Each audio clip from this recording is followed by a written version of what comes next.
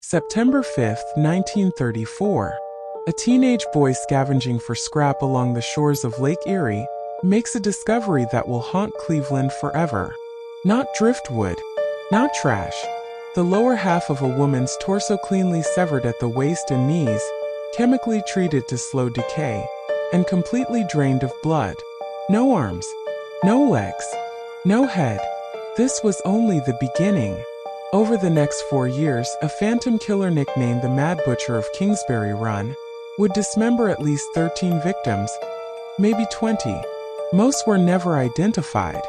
Bodies were decapitated, castrated, and dumped like garbage across Depression-era Cleveland. Even Eliot Ness, the man who destroyed Al Capone, couldn't stop him. Tonight, we descend into America's most gruesome, unsolved serial killer case. If you're ready for a story that still keeps police up at night 90 years later, stay close. Let's begin. 1930s Cleveland, a city on its knees. The Great Depression had crushed the industrial giant. Factories stood silent. Bread lines stretched for blocks. Nearly 1 million people were broke, desperate, invisible. The perfect place for people to disappear was a 2-mile ravine called Kingsbury Run. Railroad tracks, shanty towns, fog thick enough to swallow screams. They called it the Roaring Third. Bootleg bars, gambling dens, brothels, thousands of nameless transients riding the rails. Here the forgotten came to vanish, and one man decided to make that permanent. September 23, 1935. 2 teenage boys playing hooky find a burlap sack near the tracks. Inside, a man's severed head, eyes gouged out. 50 feet away, his castrated, drained torso. Victim 1, Edward Andrassy, 28. Small-time crook with mob ties. 1 day later, another body 30 feet away. An older man, unidentified, emasculated, decapitated with surgical precision. Both killed with the exact same blade. The newspaper screamed, "Torso! Murderer strikes!" Cleveland had a serial killer. January 1936. A woman's torso, cut in half and wrapped in newspaper, found behind a butcher shop. Victim 3, Florence Polillo, 41. Known sex worker from the Roaring Third. Her head was never recovered. June 1936. The killer escalates. A beautiful young woman's head is discovered in the weeds. Her scattered limbs follow. She had a ship tattoo on her thigh. Still unidentified today. Next to her, a man's cleanly shaved head with a fresh scar. His genitals wrapped in butcher paper. Same knife. Same chemical treatment.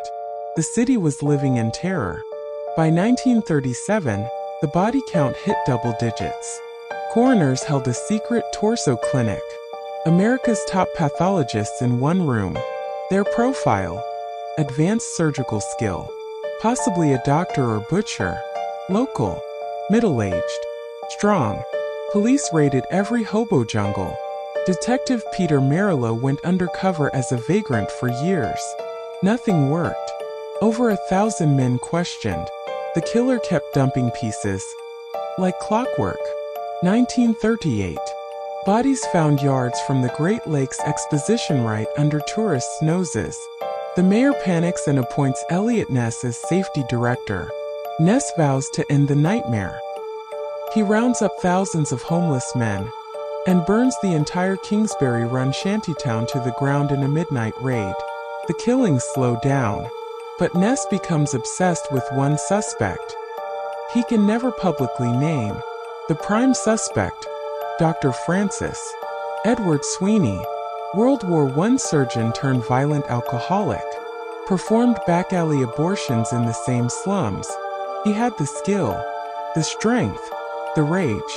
Ness secretly detained him in a hotel room for a week-long interrogation. Sweeney failed 2 lie detector tests, badly. He sent taunting postcards to Ness for years. But Sweeney was politically connected cousin of a powerful congressman. Ness could never arrest him. August 1938. The last official victims. A woman's torso wrapped in a man's coat. A man's legs and pelvis scattered near a dump. Then silence. Some say Sweeney was quietly committed to a mental hospital until the 1960s. Others believe he fled to California and became the Black Dahlia Killer in 1947. Same surgical cuts. Same draining of blood. 90 years later, the Cleveland torso killer is still officially unsolved. No fingerprints. No DNA technology in the 30s. Victims were society's invisible drifters, sex workers, the poor. Eliot Ness allegedly destroyed files to protect powerful people. Death masks of the unidentified still sit in the Cleveland Police Museum. In 2024, new DNA was extracted from remains. Results expected any day now in 2025. Will we finally learn the Mad Butcher's name? 13 confirmed victims. Only 2 ever identified. The rest are ghosts in Potter's Field. If this case chilled you, type Sweeney in the comments if you think he did it. Smash that like button if you want more unsolved nightmares like this. Hit subscribe and turn on the bell so you never miss an upload. This is DarkCase Chronicles, your home for the darkest unsolved murders and mysteries on YouTube. Next week, the Zodiac Killer's letters that still terrify the FBI. Sleep with the lights on.